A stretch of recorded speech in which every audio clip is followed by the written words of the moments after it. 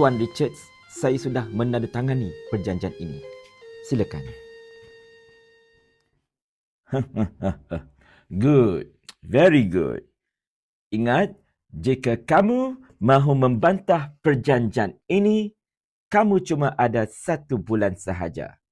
Bermula 1 Disember, perjanjian ini akan berkuat kuasa dan kamu tidak boleh bantah lagi. Faham? Saya mahu pulang. Terima kasih. Wahai Datuk Menteri, siapakah gerangan itu tadi? Dan perjanjian apa yang Datuk Menteri telah meterai dengan orang itu? Oh, Datuk Laksmana. Tadi itu ialah Tuan Richards dari Persatuan Kesihatan Sealam Buana. Hamba baru saja memeterai perjanjian IHR dengan beliau tadi. Perjanjian IHR? Apakah itu perjanjian IHR, wahai Datuk Menteri? Hamba kurang mengerti. Perjanjian IHR ini ialah perjanjian berkenaan dengan Undang-Undang Kesihatan Sealam Buana, di mana melalui perjanjian ini, pihak Persatuan Kesihatan Sealam Buana akan memegang segala perkara berkenaan dengan kesihatan di semua negara yang terlibat dengan perjanjian tersebut, termasuklah di Nusantara Jaya ini. Jadi, selepas ini, mudahlah kerja hamba. Oh, begitu. Hamba rasa tidak sedap hati, wahai Datuk Menteri. Bolehkah Datuk Menteri membacakan butiran kandungan perjanjian itu? Datuk mahu tahu perjanjiannya? Sebentar. Khadam? Di sini ada salinan perjanjian tersebut. Cuba Tuan hamba baca. Minta maaf Datuk Menteri. Bacakanlah untuk hamba. Sebenarnya, hamba ini buta huruf. Allah, buta huruf ke? Bagaimana Datuk boleh menjadi Laksmana kalau Datuk tidak pandai membaca? Tidak ada masalah. Hamba akan bacakan kepada Datuk Laksmana. Antara perkara yang termeterai dalam perjanjian ini ialah yang pertama, pihak Persatuan Kesihatan Sealam Buana boleh saja mengisytiharkan sesuatu wabak itu akan melanda dan akan menggerakkan segala undang-undang untuk berhadapan dengan wabak tersebut walaupun wabak itu masih lagi belum terbukti kewujudannya.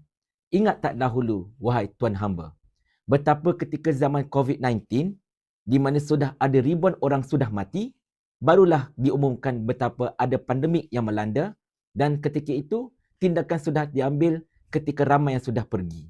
Jadi, dengan cara ini, pihak Persatuan Kesihatan Sealam Buana akan boleh mengisytiharkan wabak itu wujud walaupun cuma dengan cakap-cakap dan jangkaan saja. Apa? Sampai begitu sekali? Kiranya mereka boleh mengumumkan sahaja apa-apa wabak melanda walaupun tidak ada bukti? Habis itu bagaimana dengan perundangan? Bagaimana dengan lockdown? Apakah selepas ini lockdown juga mereka akan tentukan? Ya, benar.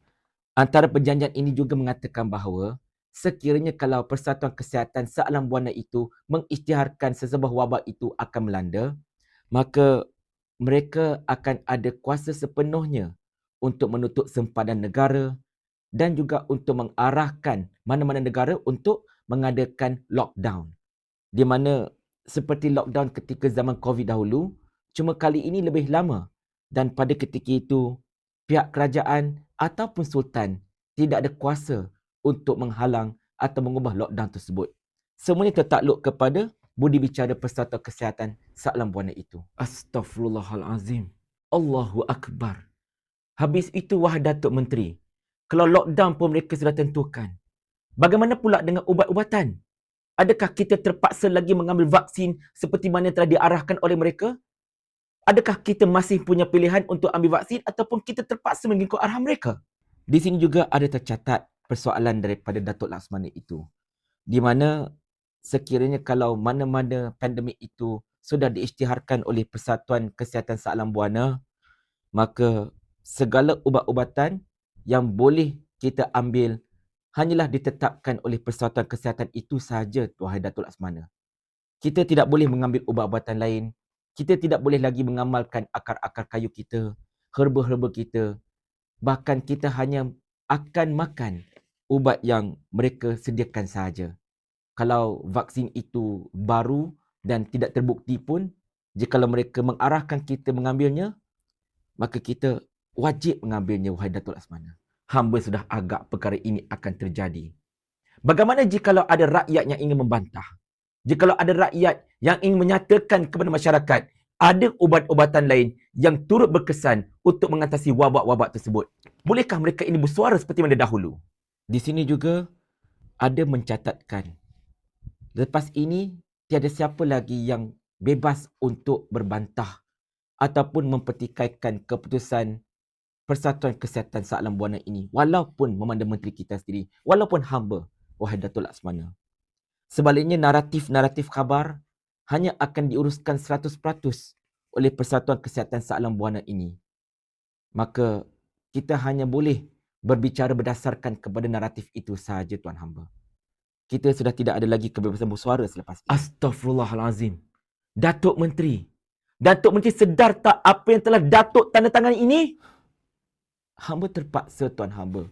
Hamba terpaksa menandatangani perjanjian ini kerana hamba tidak ada pilihan. Jangan Datuk Menteri berselindung di sebalik perkataan terpaksa, wahai Datuk.